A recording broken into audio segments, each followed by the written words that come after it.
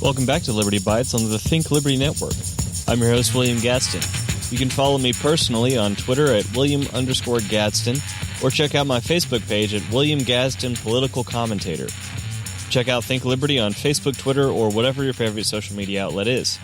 Give us a follow and a like for updates on new episodes and more. So before we get into the main topic of this episode, I have a lot of really big news for y'all. So I've been on a business trip for a while now, but I'll be heading home soon, and once I do, we'll be bringing back all of the content that we were rolling out before, and then some. And we haven't been slacking in the meantime either.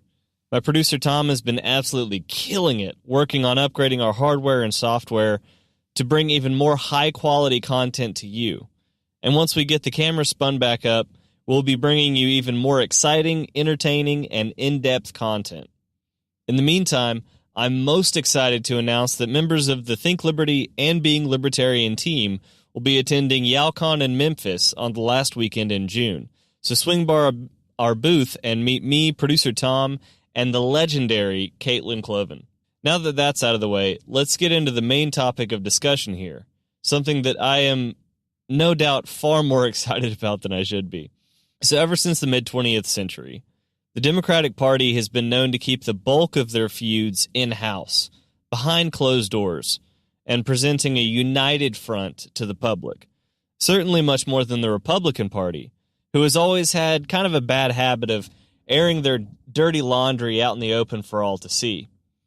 There have always been whisperings here and there, of course, about Democratic infighting, and every now and then some explosive leaks.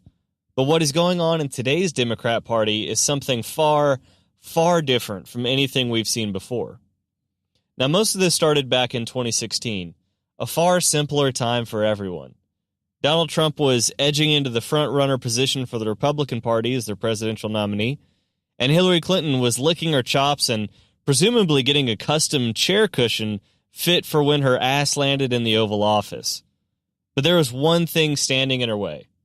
A geriatric communist upstart that had somehow escaped the nursing home/loony bin that he had been relegated to some time before. Bernie Sanders was a threat to her upcoming reign. They played nice in public, they shook hands, and they hugged, but the cracks were starting to show. Of course, the whole thing came crumbling down at the Democrat National Convention. I remember watching it with a silly grin on my face as looks of realization washed over the faces of Bernie supporters as he announced the end of his campaign and his endorsement of Hillary Clinton. There were tears streaming down some of their faces, realizing that their utopian dream of a man that may have grown up with Moses implementing socialist policy across the board in America was over. What had gone wrong? What had happened? Something was fishy. Of course, we all quickly found out exactly how corrupt the DNC was, and arguably is. Passing debate questions to Clinton, rigging the primary so that she could win, and somehow getting Bernie to abdicate on international television. But that was just the beginning. Especially with the recent elections of freshman representatives like Alexandria Ocasio-Cortez and Ilhan Omar, the divide within the Democratic Party itself is becoming far more pronounced. And don't get me wrong, the goals between the two sides are still the same. To pursue the progressive agenda at all costs, with all of the government growth, spending, and control that goes along with it.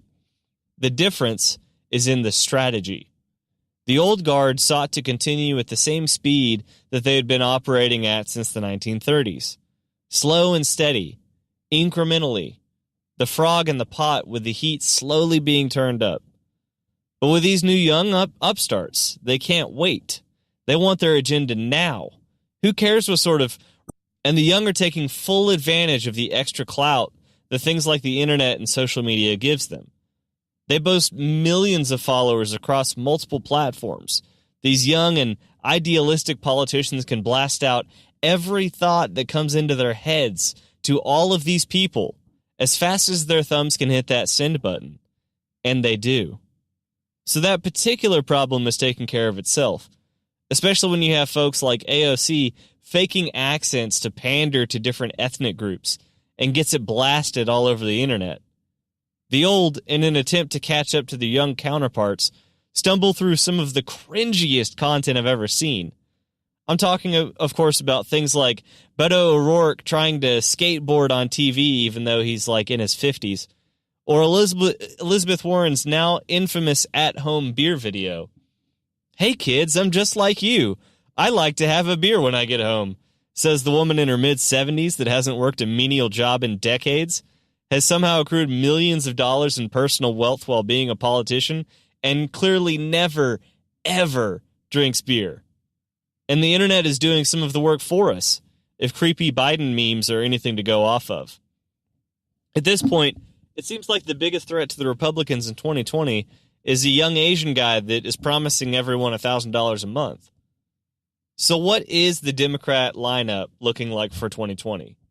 We have the young airheads that can hardly catch their breath between saying stupid stuff that gets beamed to millions of people, a lady so out of touch with modern Americans that she sips on a beer in a kitchen that costs more than my house, and a really creepy ex-vice president that really, really loves smelling little girls' hair.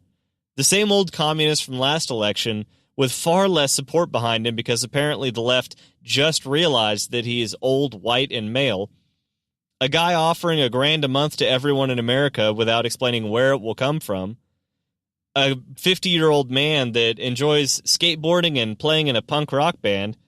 And the most moderate of them, Tulsi Gabbard, is being pushed out for not being extreme left enough. 2020 is looking good for Republicans, and even that isn't much of a consolation for the American people themselves. But let me know what you think. Who is your pick for 2020? And who do you think is going to win the Democrat primary? Let us know in the comments section. Thanks for listening, and I hope you'll join me next time to become more liberty-centered with us. I'm William Gadsden with Think Liberty.